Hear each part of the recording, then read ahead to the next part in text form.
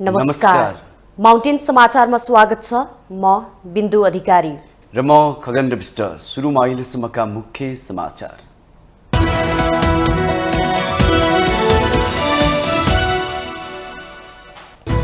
तेस्रो पटक प्रधानमन्त्री बनेका प्रचण्ड नेतृत्वको सरकारको निरीहता छताछुल्ल, कामभन्दा कागजी दस्तावेजमा सफलता पस्केको आरोप। कोशी प्रदेश नामाकरणको पक्षमा मतदान गर्नु कमजोरी भएको माओवादी केन्द्रको स्वीकारोक्ति। पहिचानकै पक्षमा उभिने निर्णय, नामाकरण सम्बन्धमा फरक मत राख्ने। जनताले रगत बगाएर ल्याएको व्यवस्था उल्ट्याउने दुस्साहस नगर्न पूर्व राज्यलाई नेकपा यसका अध्यक्ष नेपालको चेतावनी। वाम शक्ति बीच फेरि एकता, केही दिनमै मोर्चा बन्ने। चितवन 2 मा उम्मेदवारी दिएका राष्ट्रिय स्वतन्त्र पार्टीका सभापति लामिछानेको उम्मेदवारी कायम। सर्वोच्चद्वारा लामिछाने विरुद्ध राहदानी विवादमा मुद्दा नचलाउनुको कारण माग। सरकारमा सहभागी दलभित्रकै शक्ति सङ्घर्षले हरेक पटक बन्ने सरकार कमजोर। काङ्ग्रेसको 2 खेमामा मन्त्रीको संख्यालाई लिएर चर्कितो मतभेदले अस्थिरता बढाउने खतरा। पूर्वी जेरुसलमको एक मस्जिदभित्र हिंसात्मक गतिविधि गर्न खोजेको आरोपमा 350 जना भन्दा बढी पक्राउ। नमाजीमाथि आक्रमणको योजना बनेको प्रहरीको दावी। र इन्डियन प्रिमियर लिग आइपिएलमा पंजाब किङ्सको लगातार दोस्रो जित। रोमाञ्चक खेलमा राजस्थान रोयल्स 5 रनले पराजित।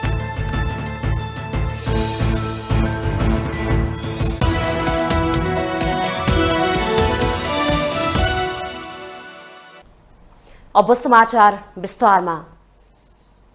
सपना ठूलो देखाउने तर काम भने सिन्को नभाँच्ने नेपाली राजनीतिको रोग कहिले निको होला यसै भन्न सक्ने अवस्था छैन।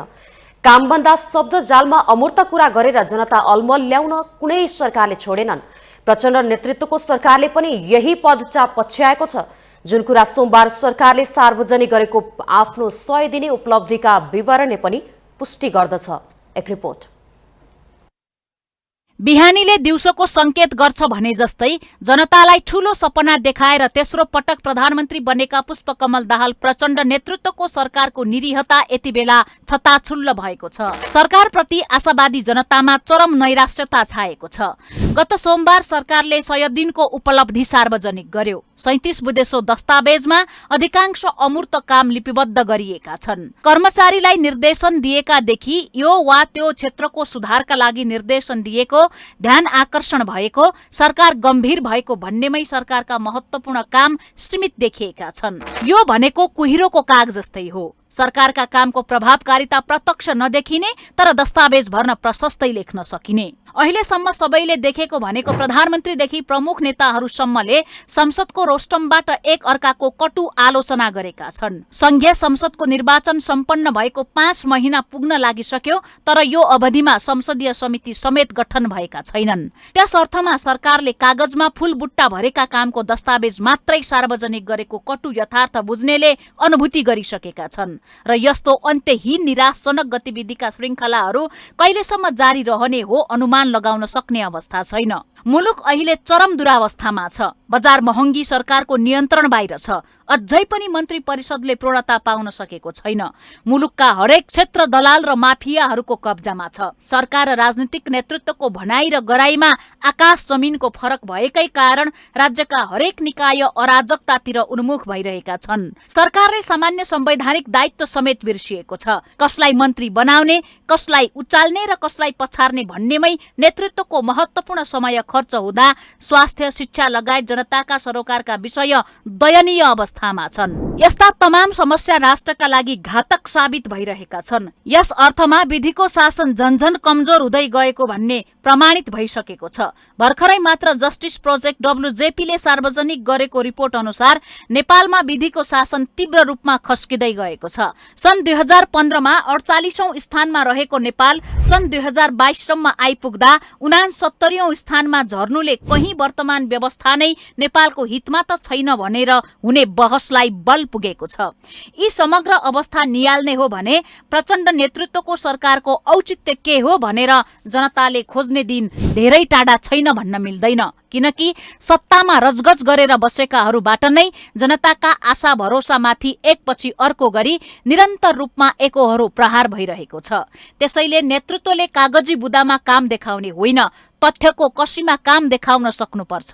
अन्यथा सधैँभरि आकाश पाताल जोड्ने भाषण र दस्तावेज पढेर मिठा मिठा व्याख्या र विश्लेषण सुनेर मात्र जनताको चित्त बुझाउन नसकिने दिन आउन सक्छ। माउन्टेन टेलिभिजन एसडी राजनीतिक ब्युरो। नेकपा माओवादी केन्द्रले कोशी प्रदेश नामाकरणको सम्बन्धमा पार्टी पहिचानकै पक्षमा उभिने निर्णय गरेको छ। बुधबार पार्टी केन्द्रीय कार्यालय पेरिसडाँडामा बसेको पदाधिकारी बैठकले कोशी प्रदेश नामाकरणको सन्दर्भमा पार्टीबाट कमजोरी भएको स्वीकार गरेको छ। बैठकको निर्णयबारे जानकारी गराउँदै माओवादी केन्द्रका उपाध्यक्ष कृष्णबहादुर महराले नामाकरणको बेलामा पहिचानको पक्षमा अडान राख्न नसक्नु पार्टीको कमजोरी भएको निष्कर्ष निकालेको बताउनुभयो। उहाँले माओवादी केन्द्र पहिचानकै पक्षमा रहेको भन्दै प्रदेश कमिटीले पहिचानकै पक्षमा उभिएर कोशी प्रदेश नामाकरणको सम्बन्धमा फरक मत राख्ने निर्णय भएको जानकारी दिनुभयो। त्यस्तै बैठकले आन्दोलनको क्रममा निधन भएकाहरूलाई शहीद घोषणा गर्न र राहत उपलब्ध गराउन सरकारसँग माग गरेको छ। आन्दोलनको क्रममा मृत्यु भएकाहरूलाई शहीद घोषणा गर्ने र राहत दिने विषयमा पनि सरकारसँग अनुरोध गर्ने कुरा भएको छ। छानबिन सरकारले गरिरहेको छ, के कसरी भएको भन्ने कुरा सरकारले गर्छ र हामी चाहिँ शहीद घोषणा गर्नुपर्छ र राहत दिनुपर्छ भन्ने पक्षमा छौँ। बैठकले मिटर ब्याज पीडितहरूको पक्षमा माओवादी केन्द्र रहेको भन्दै सरकारले छानबिन गरेर समस्याको हल खोज्नुपर्ने निर्णय गरेको छ। उपाध्यक्ष महराले सरकारले बिहिबारसम्म पूर्णता पाउने दाबी समेत गर्नुभयो।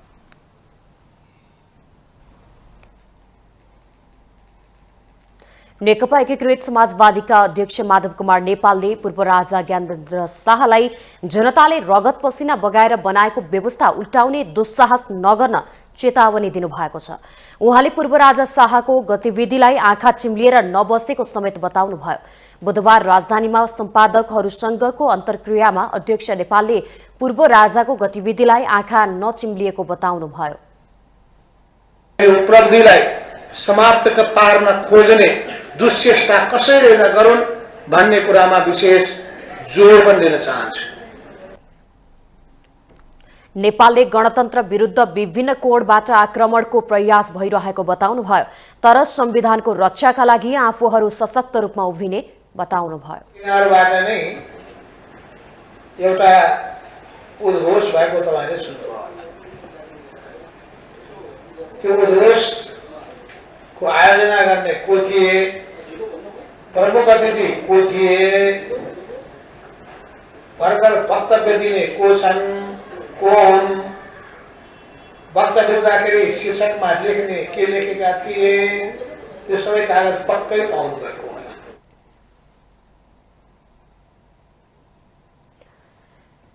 यसैगरी अध्यक्ष नेपालले आफूहरू कम्युनिस्ट शक्तिलाई एकताबद्ध बनाउन सक्रिय रहेको र त्यसको छिट्टै घोषणा हुने खुलासा गर्नुभयो।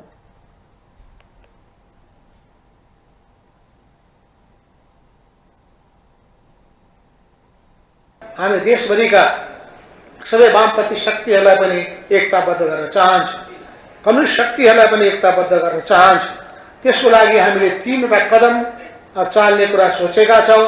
पहिलो भनेको न्यूनतम पनि सहकार्य गर्ने, मिलेर जाने र सँगसँगै जसको हाम्रो एकता अझ अगाडि बढेर मोर्चाको तहमा जान सक्दछ त्यस्ताहरूसँग मोर्चा बनाएर पनि हामी अघि बढ्न चाहन्छौँ।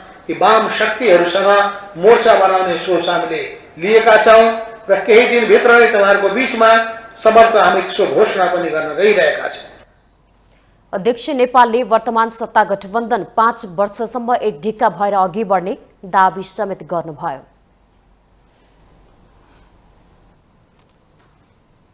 चितवन क्षेत्र नम्बर 2 मा हुने उपनिर्वाचनमा उम्मेदवारी दिनुभएका राष्ट्रिय स्वतन्त्र पार्टीका सभापति रवि लामिछानेको उम्मेदवारी कायम भएको छ। निर्वाचन अधिकृतको कार्यालय भरतपुरले उहाँको उम्मेदवारी कायम भएको जनाएको छ। लामिछानेको उम्मेदवारी खारिज गर्नुपर्ने माग गर्दै मुख्य निर्वाचन अधिकृतको कार्यालयमा चैत 21 गते 4 वटा उजुरी दर्ता भएको थियो। उम्मेदवार तथा उम्मेदवारका प्रतिनिधिले 3 वटा र काठमाडौँबाट युवराज पौडेल सफलले इमेल मार्फत एउटा उजुरी दर्ता गर्नु भएको थियो। राष्ट्रिय जनमोर्चाका उम्मेदवार जनकराज शर्माका प्रतिनिधि डम्बरपुरी, स्वतन्त्र उम्मेदवार सन्तोष थापा र स्वतन्त्र उम्मेदवार अम्बिका भट्टको प्रतिनिधि शिवहरि सुवेदीले निर्वाचन अधिकृतको कार्यालयमा पुगेर उजुरी दर्ता गराउनु भएको थियो।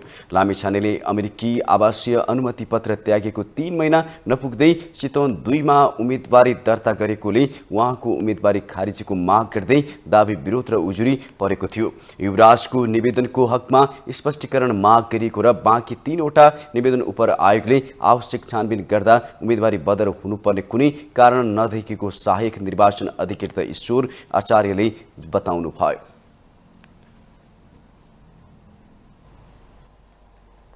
यसैबीच राष्ट्रिय स्वतन्त्र पार्टीका सभापति रवि लामिछानेलाई राहदानी मुद्दामा कारबाही गर्न माग गरिएको रिटमा सर्वोच्च अदालतले कारण देखाउ आदेश जारी गरेको छ।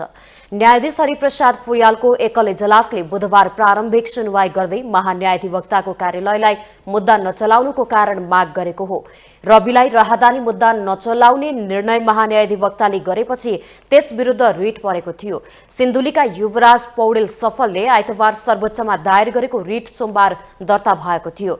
रिटमा उत्प्रेषण, परमादेश लगायत जो चाहिने उपयुक्त आज्ञा आदेश जारी गरी पाऊ भनी माग गरिएको थियो। रवि विरुद्ध यसअघि प्रहरीले यही कसुरमा अनुसन्धान गरेको थियो। यसअघि राहदानी दुरुपयोग सम्बन्धी मुद्दा प्रहरी र सरकारी वकिल कार्यालयले नचलाउने निर्णय गरेका थिए। मुद्दा नचलाउने निर्णय विरुद्ध सफलले महान्यायाधिवक्ताको कार्यालयलाई समेत विपक्षी बनाएर रिट दायर गर्नुभएको हो। लामिछाने 2070 फागुन 9 मा अमेरिकी नागरिक बन्नु भएको थियो। उहाँले अमेरिकी नागरिक हुँदाहुँदै 2072 जेठ 13 गते नेपाली राहदानी लिनुभएको थियो।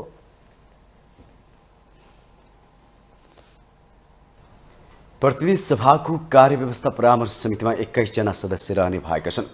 प्रतिनिधि सभाको बैठकको कार्यसूची निर्धारण गर्ने समितिमा सभामुख, उपसभामुख, संघीय सरकारका कानून, न्याय तथा संसदीय मामिला मन्त्री र सांसदहरूको प्रतिनिधित्व हुनेछ। सांसदहरूको प्रतिनिधित्व दलीय आधारमा हुनेछ, जसको संख्या बुधबार किटान गरिएको छ। सभामुख देवराज घिमिरे, उपसभामुख इन्दिरा राणा, प्रतिनिधि सभामा प्रतिनिधित्व गर्ने दलका प्रमुख सचेतक तथा दलका सदस्यहरूको प्रतिनिधित्व बीचको छलफलमा भएको सहमति अनुसार कार्यव्यवस्था परामर्श समितिको बैठकमा कांग्रेसबाट 6 जना, एमालेबाट 5 जना, माओवादी केन्द्रबाट 2 जना सदस्य रहनेछन्। त्यस्तै राष्ट्रिय स्वतन्त्र पार्टी, राष्ट्रिय प्रजातन्त्र पार्टी, जनता समाजवादी पार्टी, एकीकृत समाजवादी पार्टी, जनमत पार्टी, लोकतान्त्रिक समाजवादी पार्टी र नागरिक उन्मुक्ति पार्टीका एक सांसद पनि कार्यव्यवस्था परामर्श समितिमा रहनेछन्। ती बाहेक अन्य दल तथा स्वतन्त्र सांसदको तर्फबाट 1 जना सदस्य रहनेछन्।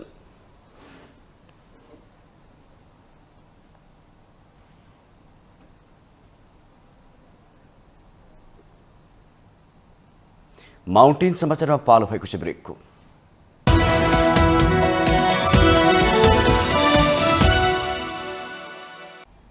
ब्रेकपछि स्वागत छ। अब बाँकी समाचार। देशमा जब नयाँ सरकार बन्छ तब गठबन्धनभित्रकै दलभित्र शक्ति सङ्घर्ष चर्कन्छ।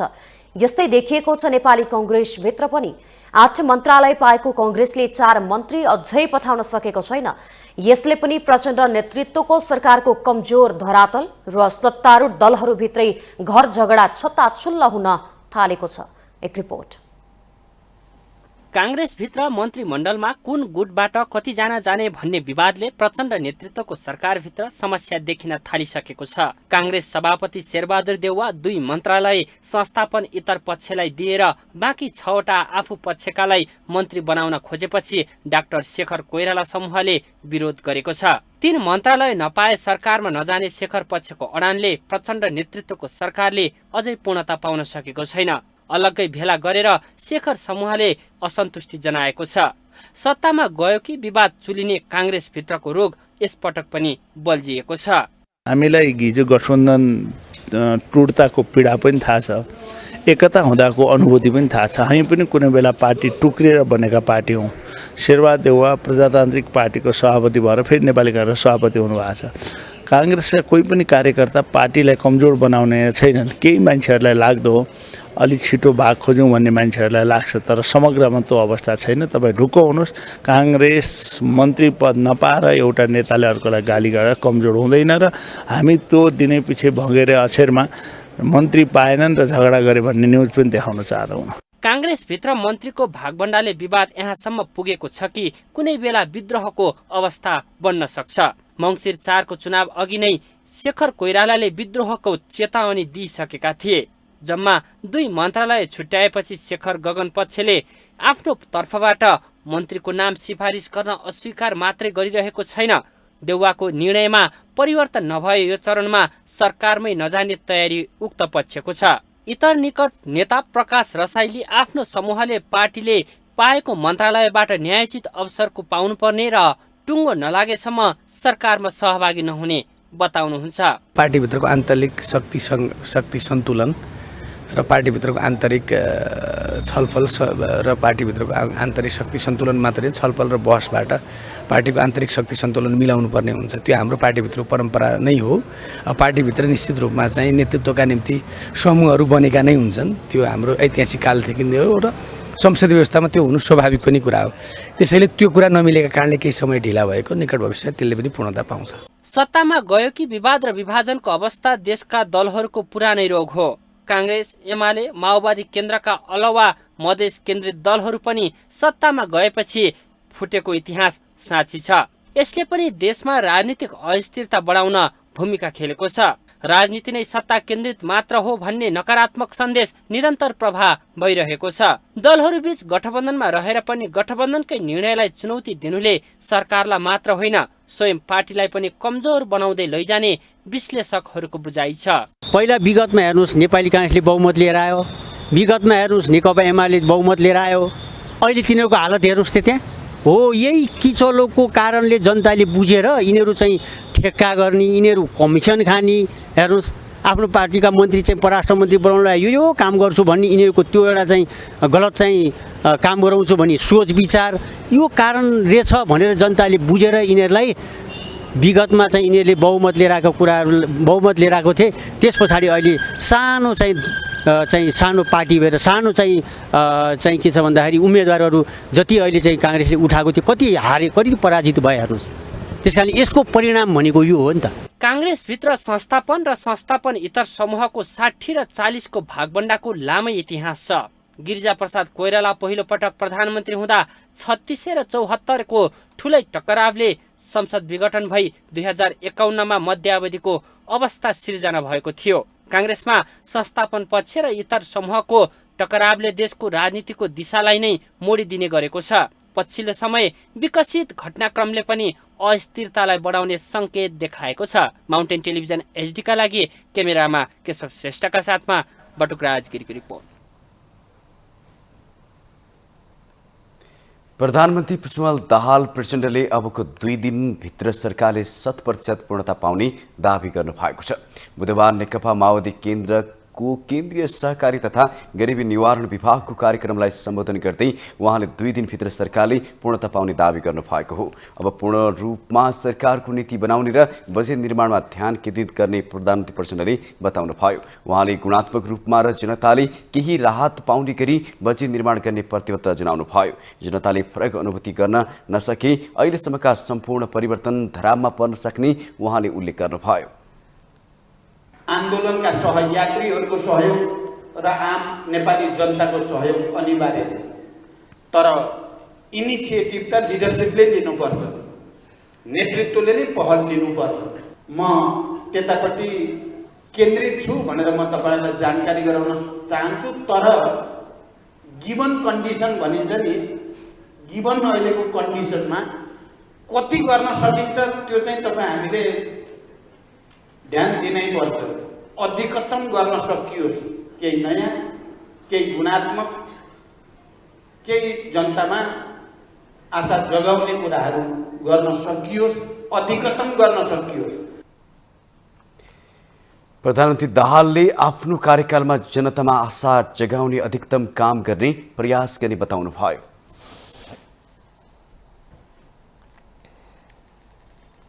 नेपाली कांग्रेसका महामन्त्री गगन थापाले अनावश्यक खर्च घटाउन राष्ट्रपति र प्रधानमन्त्रीलाई सचिवालय सदस्यको संख्या कम गर्न आग्रह गर्नुभएको छ।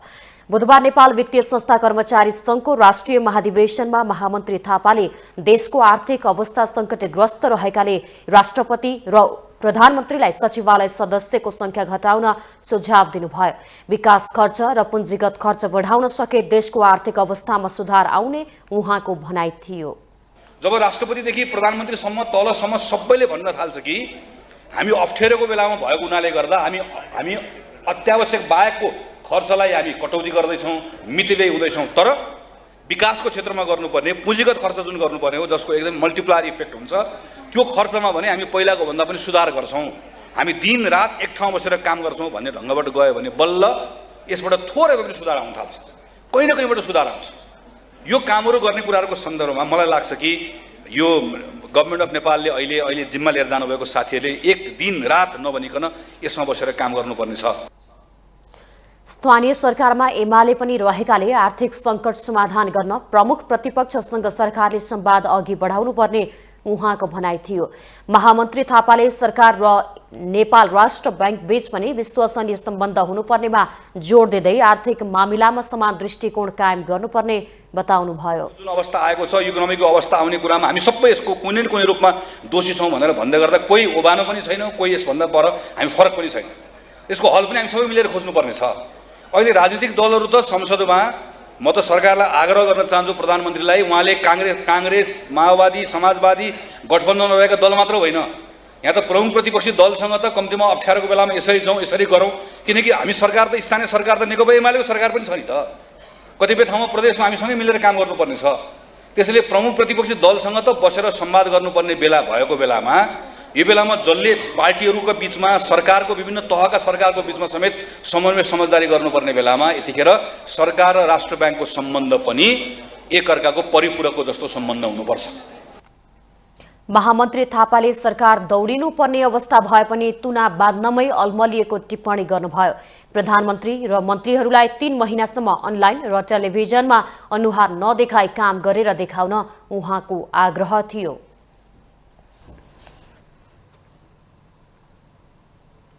सार्वजनिक यातायातमा लगानी गर्नेहरू अहिले सबैभन्दा समस्यामा परेका छन्। विगतमा यो क्षेत्र लगानीमा ठूलो आकर्षण थियो। पछिल्लो समय निजी लगानीकर्ताहरू कोही पनि सार्वजनिक सवारीमा लगानी गर्न तयार छैनन्। यसले सार्वजनिक यातायातको संख्या घट्दै गएको छ भने सर्वसाधारण कष्टकर यात्रा गर्नुपर्ने बाध्यतामा पुगेका छन्। एक रिपोर्ट। देशमा बाटाघाटा त बनिरहेका छन्, तर त्यहाँ गुट्ने सार्वजनिक यातायातको अवस्था झन बिग्रिरहेको छ। बरु बाटो गतिलो नहुँदा सार्वजनिक यातायातको अवस्था राम्रो थियो, तर अहिले न त राज्यले यसमा गम्भीरता देखाएको छ न त व्यवसायी नै गम्भीर रूपमा लागिरहेका छन्। सार्वजनिक यातायातको क्षेत्रमा व्यवसायीहरू धमाधम लगानी छाड्दैछन्। नयाँ लगानी नहुँदा सार्वजनिक यातायात घट्दै गएका छन्, जसको सिधा असर सर्वसाधारणलाई परेको छ। सार्वजनिक यातायातको यात्रा कठिन हुँदै गएको छ। यातायात व्यवसायीहरूको पीडा आफ्नै छ। उनीहरू बैंकको ऋण तिर्न नसकेको गुनासो गर्छन्। यातायात व्यवसायी आफूहरूले लिएको ऋण मिटर ब्याज भन्दा चर्को भनिरहेका छन्। सार्वजनिक यातायात जस्तो सेवामूलक व्यवसायलाई चर्को ऋणमा पारेर तिर्नै नसक्ने हालतमा पुर्याइएको गुनासो गर्छन् व्यवसायी। साधन समय परिस्थिति अनुसार नगर्ने भन्ने छैन, तर लगानीको चाहिँ एउटा सरकारी प्रष्ट नीति नहुँदा पनि सार्वजनिक सवारी साधन लगानी गर्न मान्छे अलिकति के भन्छ जिगज्याग भइरहेको। सार्वजनिक यातायातका क्षेत्रमा सबैभन्दा ठूलो धक्का कोरोना महामारीले पर्यो। यातायातहरू ठूलो संख्यामा थन्किए, तर बैंकको ऋणमा सहुलियत भएन। ऋण तिर्ने भाका पछाडि धकेल्ने सिवाय केही भएन। यसले पनि लाखौंले रोजगार पाउँदै आएको यातायात क्षेत्र थिलो भयो। अहिले देशमा 4 लाख सार्वजनिक सवारी साधन सञ्चालनमा छन्। झण्डै 3 करोड नागरिक भएको देशमा यो संख्या अपुग हो। त्यसमाथि सार्वजनिक सवारी साधन सुगम क्षेत्रमा मात्रै केन्द्रित छन्। दुर्गम क्षेत्रमा निकै महँगो मूल्यमा यात्रा गर्न बाध्य छन्। लगानीकर्ता घट्दा यातायात पनि कम हुँदा उपभोक्तामाथि महँगो भाडा पर्न थालेको छ।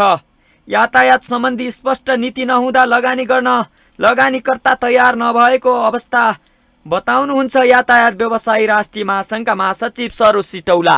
हिजो के भन्छ भने 8-9%मा 10%मा लिएको ब्याज आज 17-18-19%, 20%, क वर्गको ब्याङ्कहरूकै 17-18% ब्याज पुगिसकेको छ होइन। सहकारी फाइनेन्स वित्तीय संस्थाको त कुरै नगरौँ, आज 25-30% छ। आज बाहिर चाहिँ माइतीघर मण्डलमा म देखिरहेको छु सामान्य प्रधानमन्त्रीका विभिन्न ठाउँमा चाहिँ मिटर ब्याजीको कुराहरू लिएर बाहिर गाउँ मह पसलबाट नागरिकहरू आएको देख्छौँ नि। वास्तवमा मिटर ब्याजी त सार्वजनिक यातायात सवारी साधनमा पनि क वर्गका ब्याङ्कहरूले मिटर ब्याजी त हामीलाई गरेका छन्। हिजो 9% को ब्याज 8% को सहमति गरेर ल्याप्चे लगाएको कुरालाई त्यसलाई त एग्रिमेन्ट चेन्ज गर्न मिल्दैन। गभर्मेन्टसँग सब्सिडी लिनु पर्यो। हामीसँग गरेको एग्रिमेन्ट हामीलाई बोलाएर के भन्छ भने त्यो एग्रिमेन्ट हिजो 9% मा ल्यायो। यो परिस्थितिले फेरि एग्रिमेन्ट चेन्ज गर्नु पर्यो। हामी त ल्याप्चे लगाएका छौँ। देश विकासका निम्ति यातायात अनिवार्य आधारभूत आवश्यकता हो, तर अहिले विभिन्न कारण यातायातका क्षेत्रमा लगानी नबढ्नु र लगानी गरिरहेकाले धमाधम झिक्न थाल्नुदेखि समस्यामा पर्नुले यो क्षेत्र सङ्कटमा पर्दै गएको छ, जसका कारण लाखौंको रोजगारीमा खतरा बढिरहेको छ। यसतर्फ राज्यको ध्यान समयमा पुग्न जरुरी छ। माउन्टेन टेलिभिजन HD का लागि क्यामेरामा निशान तामाङका साथ लक्ष्मी प्रसाद नेउपानेको रिपोर्ट। माउन्टेन समाचारमा पालो भएको छ ब्रेकको।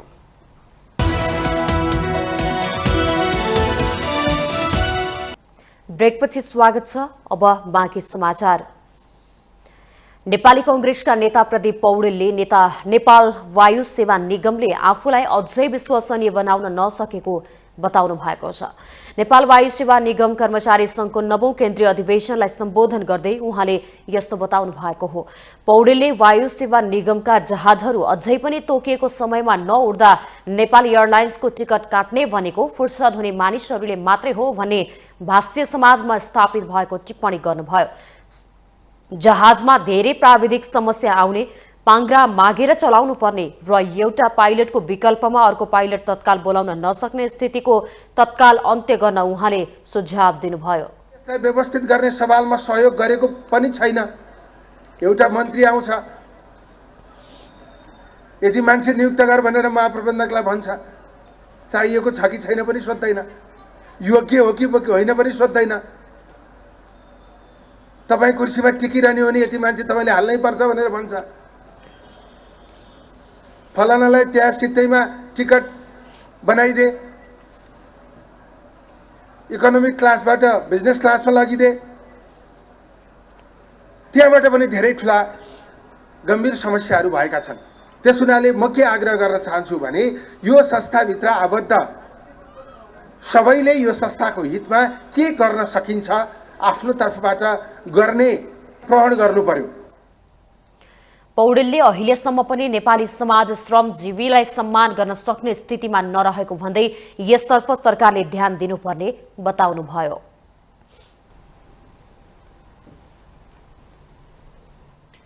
गृह मन्त्रालयको राष्ट्रिय परिचय पत्र तथा पञ्जीकरण विभागले एकल महिलाबाट जन्मिएको पितृत्वको ठेगाना नभएको बच्चाको जन्म दर्ता सम्बन्धमा प्रश्न आएको छ।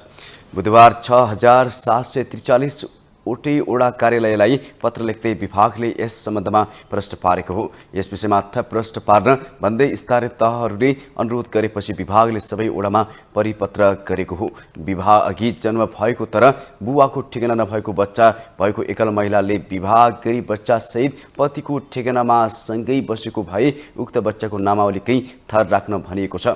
त्यस्तै आमाको हालको स्थायी ठेगानामा जन्म दर्ता गर्न अनुरोध गरेको छ। यस्तै एकल महिलाको विवाह गरी पतिसँगै बसेको तर बच्चा मावलीमै बसेको भए मावलीकै थर कायम गरी मावलीकै ठेगानामा आमालाई सूचक राखी जन्म दर्ता गरिदिन भनेको छ। यसरी जन्म दर्तापछि बुवाको ठेगाना पत्ता लागेको अवस्थामा सो जन्म दर्ता नियमावली अनुसार रद्द गरी बुवाकै ठेगानाबाट नयाँ जन्म दर्ता गरिदिन पनि भनेको छ।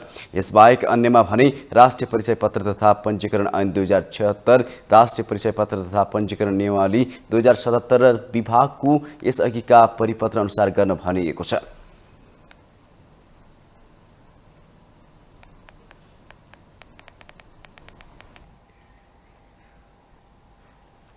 पूर्व गोर्खा सैनिक हरिबुढा मगर सर्वोच्च शिखर सगरमाथा आरोहणका लागि सोलुखुम्बु प्रस्थान गर्नुभएको छ।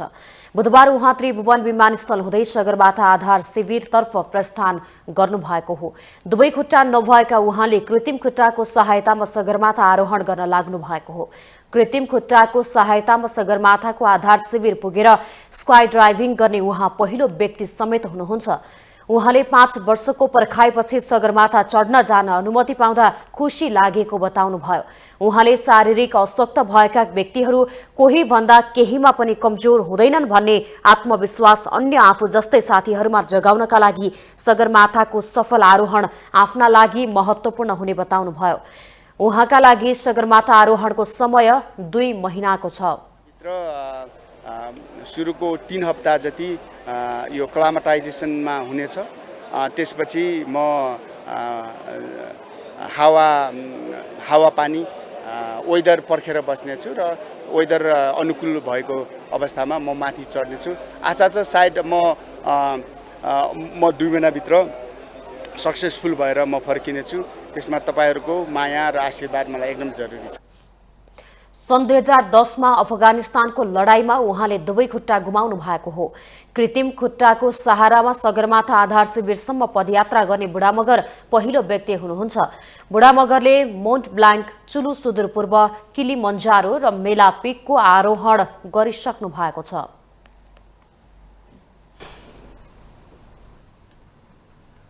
डडेलधुराको अमरगढी नगरपालिका वडा नम्बर 10 लाई पोषण मैत्री वडा घोषणा गरिएको छ। स्थानीय तह कार्यान्वयन निर्देशिका 2078 कार्यान्वयनमा आएपछि देशकै पहिलो पोषण मैत्री वडा घोषणा गरिएको हो। एक रिपोर्ट। डडेलधुरा सदरमुकाममा रहेको अमरगढी नगरपालिका वडा नम्बर 10 लाई पोषण मैत्री वडा घोषणा गरिएको छ। अमरगढी नगरपालिकाले विभिन्न संघ संस्थाको सहयोगमा 2076 सालदेखि थालेको अभियान अन्तर्गत पोषण मैत्री वडा घोषणा गरिएको हो। स्वास्थ्य, शिक्षा, खानेपानी तथा सरसफाई, महिला तथा बालबालिका, पशुपक्षी विकास, कृषि विकास र शासकीय प्रबन्ध गरी 7 वटा विषयका 76 वटा सूचकमा सन्तोषजनक नतिजा देखिएपछि वडालाई पोषण मैत्री वडा घोषणा गरिएको हो। पोषण मैत्री वडा घोषणा गरेपछि स्थानीय खुसी भएका छन्। राम्रो लाग्यो, हाम्रा बच्चा सबै शुद्ध, अब हामीलाई धेरै राम्रो जानकारी भयो। हामीले धेरै सरसफाइ हुनुपर्दछ भन्ने बच्चाको दिमाग बढ्दछ। बच्चालाई धेरै सरसफाइ गर्नुपर्छ, बच्चालाई अलि राम्रो पढ्न पाउँछ। सबैतिर खानापिनामा ध्यान दिनुपर्छ। हामीले बच्चाको दिमाग धेरै बढ्दछ। लाग्यो तपाईँ हुनुहुन्थ्यो, आज राम्रो भयो, सबैतिर सबैले फुल्नु पायो, निको सबतिर निको भयो। क्या कल गर्नु भयो, हुनु इज्या अन्धकार सबैतिर त्यो सुधर्दै गयो भयो, सबतिर निको भयो। यसो तपाईँ अहिले भयो, आज होलो सुन्या सबतिर। हाम्रो पालन त केही छैन, अहिले पालन त बच्चा आमालाई सबतिर फलफुल खा, अंडा दिने, कुपोषण भूमिबाट सबतिर खाना मिल्ने। हाम्रो पालन केही छैन, अहिले सबतिर सुधार भएको छ, सबतिर। हाल वडामा रहेका 320 घरधुरीमा स्वच्छ खानेपानीका लागि फिल्टर, सरसफाइका क्षेत्रमा भाँडा धुने र सुकाउने च्याङ, जुठ्यान, करेसाबारी, कुहिने र नकुहिने फोहोर व्यवस्थापनका लागि खाल्डो लगायतको व्यवस्था रहेको छ। यस्तै गर्भवतीले स्वास्थ्य संस्थामा नियमित 8 पटकसम्म चेक जाँच गर्ने गरेका छन्। विद्यालयमा नर्स, गर्भवती र महिनावारी भएकालाई अनिवार्य रूपमा आइरन चक्की सेवन, धुवा रहित चुलोको प्रयोग, विद्यार्थीलाई घरमा पकाइएको खाना अनिवार्य रूपमा खुवाउने गरिएको छ। 76 वटा सूचक पार गर्दै देशकै पहिलो वडाका रूपमा पोषण मैत्री वडा घोषणा गर्न सफल भएको र चुनौतीको रूपमा रहेको बेरोजगारी समस्या पनि समाधान गर्दै जाने अमरगढी नगरपालिका 10 का वडा अध्यक्ष खेमराज भट्टको भनाइ छ। अब यो यसपछि अझ कहिले हामीहरूले यो 7 एउटा चाहिँ सङ्घीय सरकारी निर्देशिका जारी गर्यो। त्यसपछि नेपालका पहिलो वडाको रूपमा हामीले चाहिँ पूर्ण रूपमा पोषण मैत्री वडा बनाएको छ। अब यसपछि हामीलाई नियन्त्रण राख्नु लागि आफैमा चुनौती भए पनि हामी चुनौतीलाई अवसरको रूपमा पनि उठाउनुपर्छ भन्ने मान्यताले हामीले सबै टिमवर्कमा अगाडि बढेका छौँ। यहाँ मुख्य समस्या भनेको के हो कि आर्थिक अवस्था कमजोर नै हो। किनभनेदेखि अब भोलि चाहिँ यो हाम्रो फिल्टरको तयारी पुग्यो भने 1-2 सय पर्छ।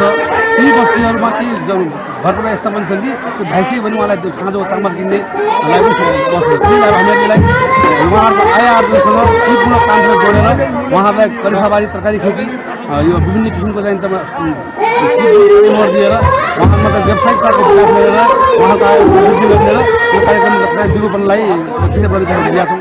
2076 सालदेखि सुरु भएको अभियान 2079 आएर सफल भएको हो। अबको 2 वर्षमा 12 वटै वडामा पोषण मैत्री वडा घोषणा गर्ने नगरपालिकाको योजना रहेको छ। अब हामीले यो पोषण मैत्रीको चाहिँ यो वडा नम्बर 10 बाट हामीले सुरु गरे हो।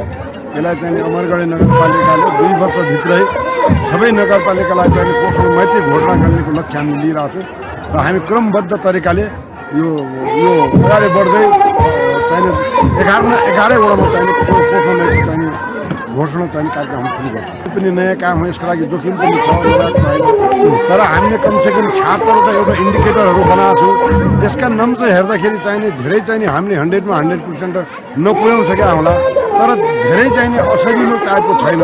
हाम्रो चाहिँ 5-7वटा सेक्टरहरू कृषि भयो अनि स्वास्थ्य भयो अनि शिक्षा भयो, यी 2-4वटा चाहिँ जो सेक्टरहरू छन् यीका चाहिने जुन चाहिँ इन्डिकेटरहरू छन् यी अलिकति जोखिम र महत्त्वपूर्ण छन्। पहिलो पोषण मैत्री वडा घोषणासँगै यसको दिगोपनका लागि स्थानीय तहले जोड दिन आवश्यक छ। यो सँगै स्थानीयवासीले पनि अभियानलाई सफल बनाउन सार्थक पहल गर्न जरुरी देखिन्छ। माउन्टेन टेलिभिजन एचडीका लागि डडेलधुरा सहकर्मी विमल जैरूको रिपोर्ट।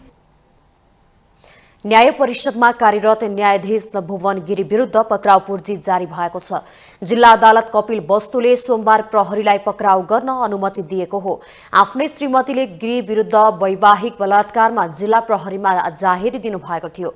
गत असारमा न्यायाधीश भएर जिल्लामा पदस्थापन हुनुभएका गिरीको 1 महिना अघि काठमाडौँ स्थित न्याय परिषदमा सरुवा भएको थियो। जाहेरी दर्तापछि उहाँमाथि अनुसन्धान सुरु भएको जिल्ला प्रहरी प्रमुख परीक्षक प्रेम बहादुर बस्नेतले जानकारी दिनुभयो। गत मङ्सिरमा न्यायाधीश गिरीको पत्नीले गिरी विरुद्ध हिंसा र यौन शोषण गरेको आरोप लगाउँदै जिल्ला प्रहरी कार्यालयमा कारवाहीका लागि निवेदन दिनुभएको थियो। न्यायाधीश गिरीलाई कारवाहीको माग गर्दै नयाँ बानेश्वर स्थित संसद भवन अगाडि उहाँकी श्रीमतीले प्रदर्शन समेत गर्नुभएको थियो।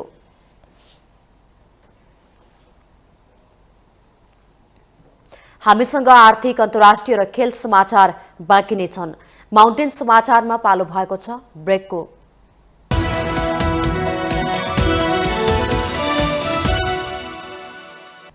ब्रेकपछि स्वागत छ पालो आर्थिक समाचारको।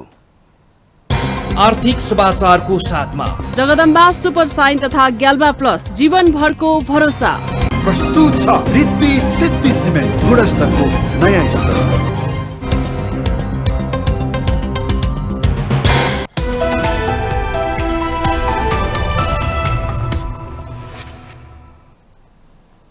नेपाल उद्योग वाणिज्य महासंघका वरिष्ठ उपाध्यक्षका प्रत्याशी अञ्जन श्रेष्ठले जोसिलो निजी क्षेत्र बनाउने प्रतिबद्धता जनाउनु भएको छ।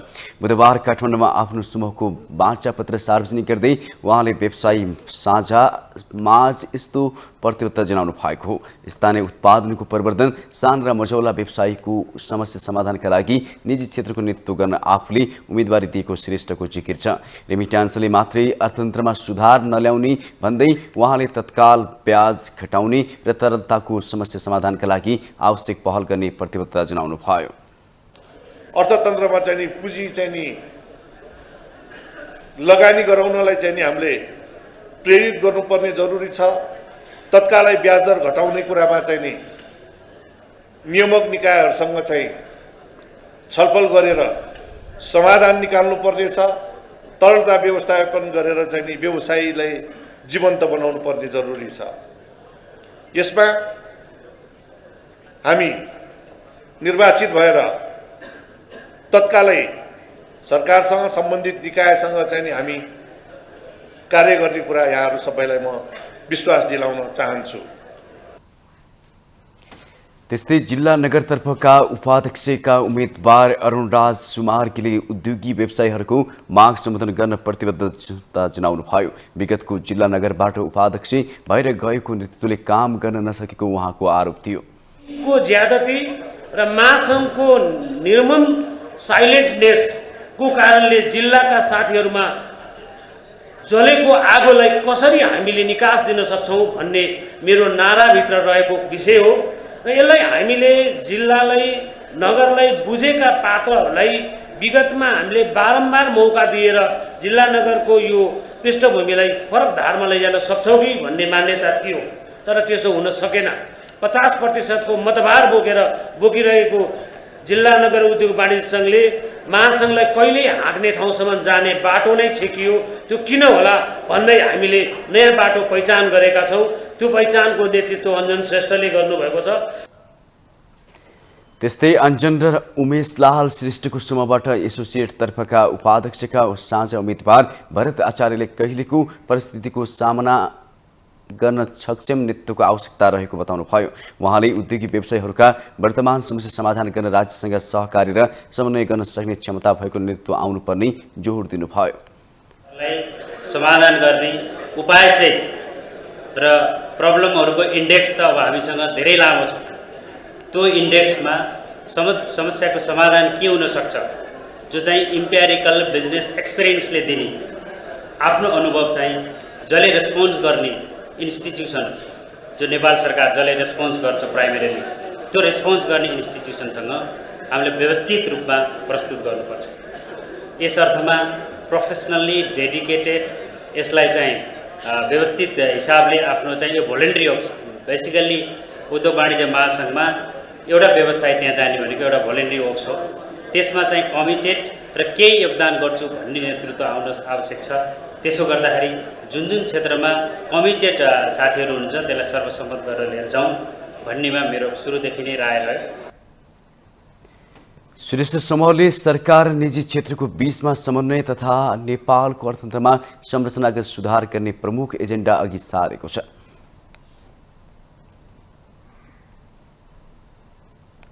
अर्थमन्त्रीमा डाक्टर प्रकाश शरण महत नियुक्त भएपछिको साताको सुरुवाती 3 दिन घटेको शेयर बजार चौथो दिन भने एकल अङ्कले वृद्धि भएर बन्द भएको छ। गत बिहीबार यता लगातार 4 दिन घटेको नेप्से 5औं दिन बुधबार भने बढेको हो। यस दिन बजार परिसूचक नेप्से 8.39 अङ्कले वृद्धि भएर 1875.04 अङ्कमा बन्द भएको हो। बुधबार उत्पादनमूलक व्यापार र निर्जीवन बीमा बाहेक सबै उपसूचकमा वृद्धि हुँदा नेप्से पनि बढेको हो। होटल तथा पर्यटन उपसूचक 1.04% र ब्याङ्किङ उपसूचक 0.65% ले वृद्धि भएको छ। यता उत्पादनमूलक उपसूचक 0.10%, निर्जीवन बीमा उपसूचक 0.52% र व्यापार उपसूचक 0.41% ले गिरावट भएको छ। नेप्सेमा वृद्धि भए पनि कारोबार रकम भने घटेको छ। मंगलबार करिब 92 करोडको कारोबार भएको बजारमा बुधबार 81 करोड 60 लाखमा झरेको हो। 21,504 वटा कारोबारमा 26,02,956 किता किनबेच हुँदा उक्त रकमको कारोबार भएको हो। बुधबार कारोबार भएको मध्ये शिवम सिमेन्टको सर्वाधिक 6 करोड 43 लाख रुपैयाँको कारोबार हुँदा नोबेल ब्याङ्कको 2 करोड 36 लाख र गुनास लाइफ इन्स्योरेन्सको 2 करोड 22 लाख रुपैयाँको शेयर कारोबार भएको हो। अब पालो अन्तर्राष्ट्रिय समाचारको।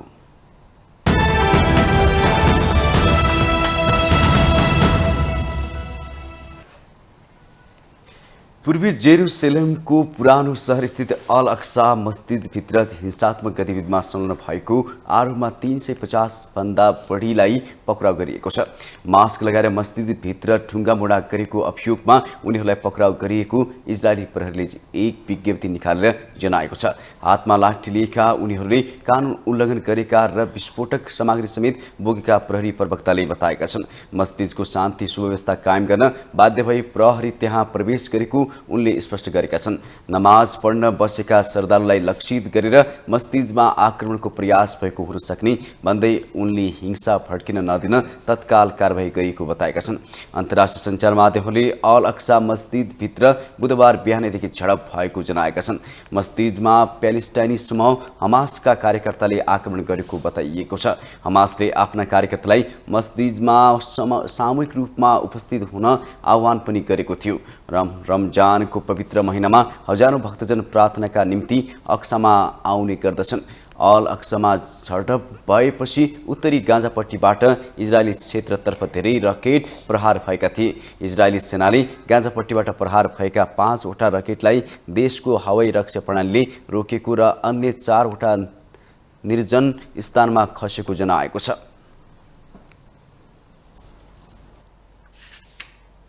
युक्रेनका राष्ट्रपति भ्लादिमिर जेलेन्स्की पोल्यान्डमा पुग्नु भएको छ। भ्रमणका क्रममा राष्ट्रपति जेलेन्स्कीले पोल्यान्डको राजधानी वार्सामा समकक्षी आन्द्रिय दुदासँग बुधबार भेटवार्ता गर्नुभएको हो। यस्तै उहाँले प्रधानमन्त्री मेटजु मेराविकेकीसँग भेटवार्ता गर्ने कार्यतालिका रहेको थियो। नजिकका सहयोगी मित्र राष्ट्र रूपमा रहेको युक्रेन र पोल्यान्ड बीच रुससँग जारी युद्ध, सैनिक उपलब्ध गराउने तथा राजनीतिक कूटनीतिक विषयमा छलफल हुने बताइएको छ। विगत 13 महिनादेखि रुससँग जारी युद्धका कारण हाल पोल्यान्डमा 10 लाख भन्दा बढी युक्रेनी नागरिक शरणार्थी रूपमा रहेका छन्। यस्तै पोल्यान्ड सरकारले MiG लडाकु विमान युक्रेन पठाउने निर्णयमा राष्ट्रपति जेलेन्स्कीले धन्यवाद दिनुभएको छ। पोल्यान्डले नजिकको मित्रको रूपमा युक्रेनलाई आर्थिक सामाजिक क्षेत्रमा सहयोग गर्दै आएको छ।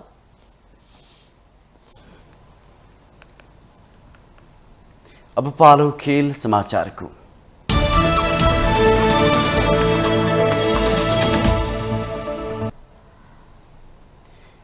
इन्डियन प्रिमियर लिग आइपिएलमा पंजाब किङ्सले लगातार दोस्रो जित हात पारेको छ। राजस्थान रोयल्समाथि 5 रनको रोमाञ्चक जितसँगै पंजाब किङ्सले लगातार दोस्रो सफलता हात पारेको हो। जितका लागि 198 रनको बलियो लक्ष्य पछ्याएको राजस्थानले 20 ओभरमा 7 विकेट गुमाएर 109 रन मात्र बनाउन सक्यो।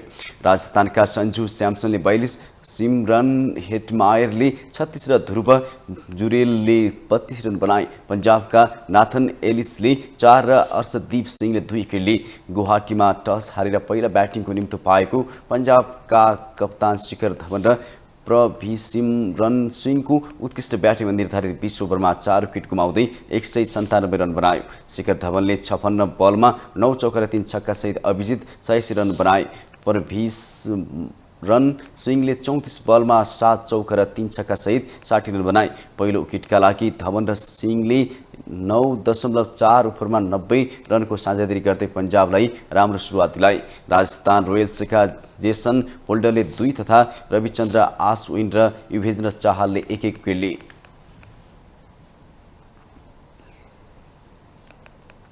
पेरिस ओलम्पिक महिला फुटबल एसिया छनौटको पहिलो चरणको पहिलो खेलमा नेपाल भियतनामसँग पराजित भएको छ।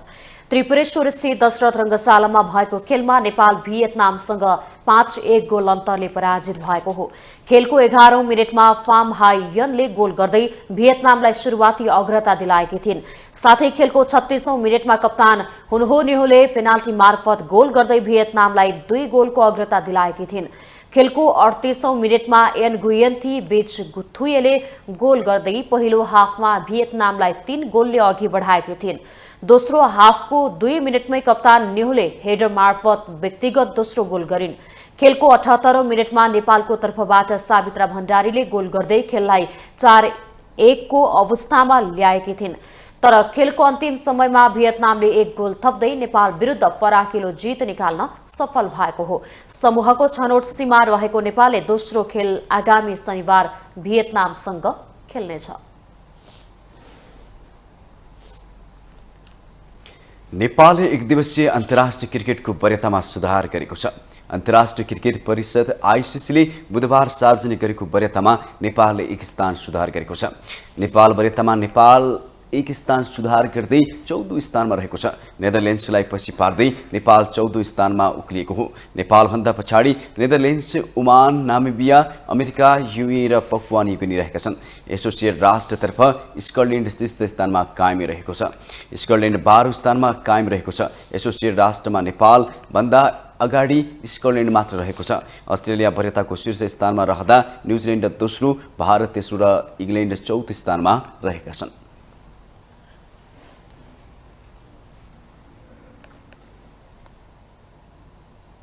माउन्टेन समाचारमा पालो भएको छ ब्रेकको।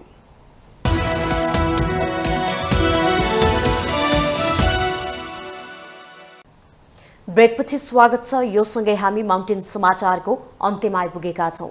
जाँदा जाँदै मुख्य समाचार पुनः एकपटक।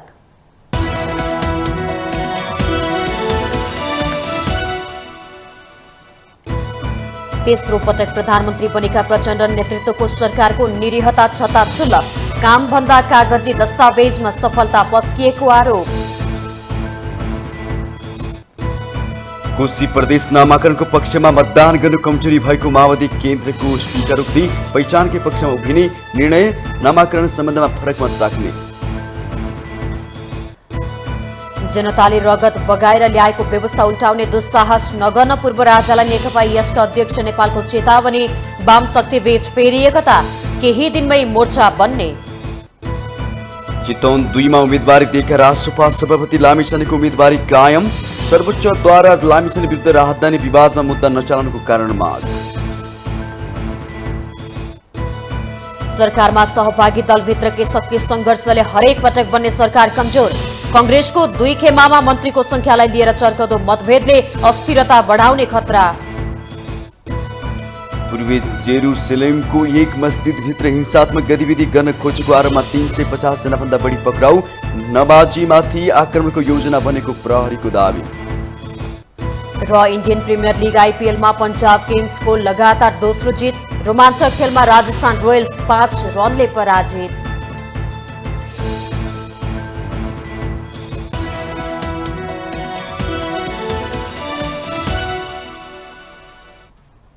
माउन्टेन समाचार अहिलेलाई सकियो। सत्य, तथ्य र निष्पक्ष समाचारका लागि माउन्टेन टेलिभिजन एचडी हेर्दै रहनुहोला। नमस्कार।